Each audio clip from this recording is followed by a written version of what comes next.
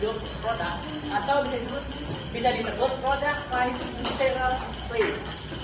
Sebelum itu kita perkenalkan dulu. Perkenalkan, saya Fatah Tambunan. Saya Wanda. Saya nama saya Kania Tuhanilakana.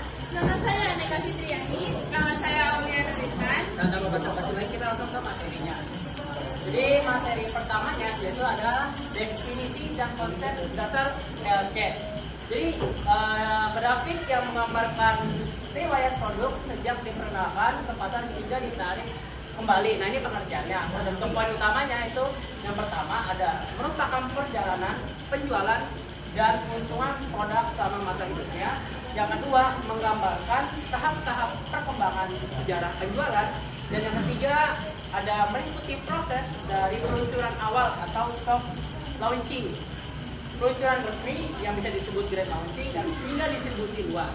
Nah, untuk penjelasan tambahannya lagi, ingat bahwa durasi siklus ini bisa bervariasi. Bisa ada produk yang umumnya sangat singkat, namun ada juga yang bertahan sangat lama di pasar. Next. Selanjutnya ada proses adopsi konsumen atau teori Roger. Yang pertama ada kesadaran atau awareness. Konsumen mulai mengetahui adanya produk baru. Yang kedua ada perhatian atau interest.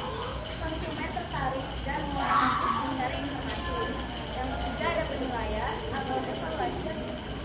Konsumen mempertimbangkan untung, fungsi dari produk.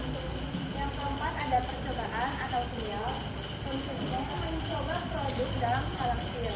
Dan yang terakhir ada adopsi atau adopsi, yaitu konsumen merasa puas dan menggunakan produk secara teratur. Selanjutnya yaitu ada tahap 1 perkenalan atau introduction.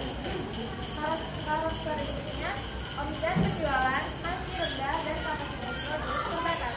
Yang kedua, biaya per unit relatif tinggi dengan cash flow negatif. Target konsumen, inovator, atau kelompok yang senang mencoba produk baru. Strategi pemasarannya yaitu ada strategi penjualan cepat atau rapid shipping, lambat atau slow shipping. Yang kedua, strategi penetrasi cepat atau rapid penetration atau lambat slow penetration. Oke, selanjutnya ada tahap pertumbuhan atau growth. Karakteristik 1, penjualan naik signifikan dan produk mulai diterima pasar.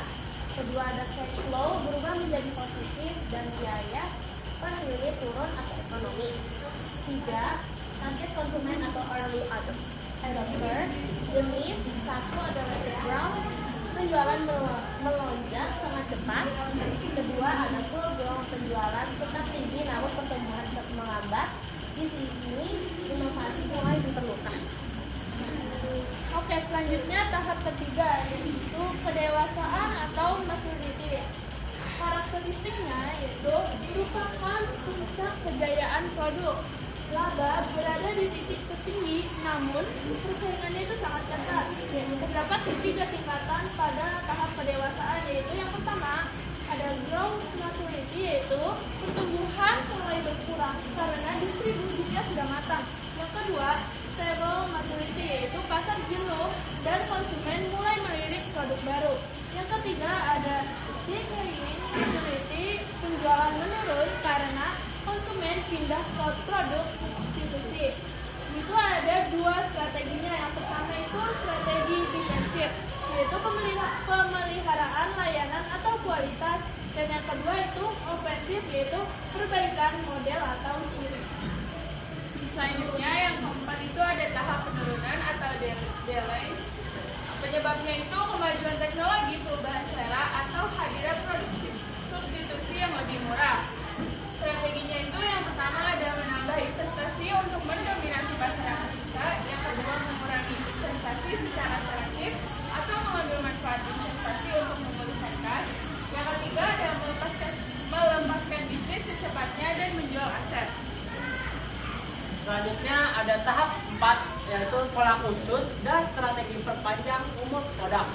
Untuk pola khusus menurut Kotler, yang pertama ada gaya hidup atau style, corak atau bentuk yang bersifat khusus.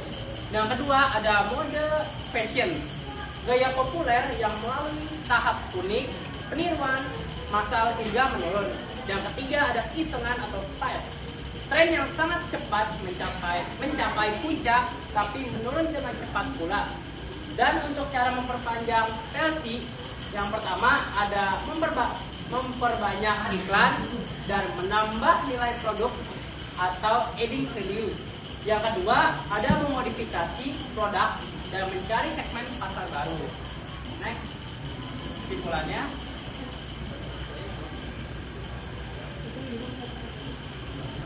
Jadi kesimpulannya yaitu karakteristik penjualan yaitu pada tahap perkenalan atau introduction yaitu rendah karena produk masih baru dan belum dikenal. Kemudian pada tahap pertumbuhan tumbuh cepat seiring meningkatnya kesadaran konsumen. Pada tahap kedewasaan yaitu penjualan melambat dan mencapai titik puncak penjualan. Pada tahap penurunan, penjualan menurun karena perubahan tren atau teknologi baru. Yang kedua itu biaya. Nah, pada tahap perkenalan, biaya pemasaran dan pengembangan cenderung tinggi. Yang pada tahap pertumbuhan, biaya produksi cenderung turun karena produksi meningkat.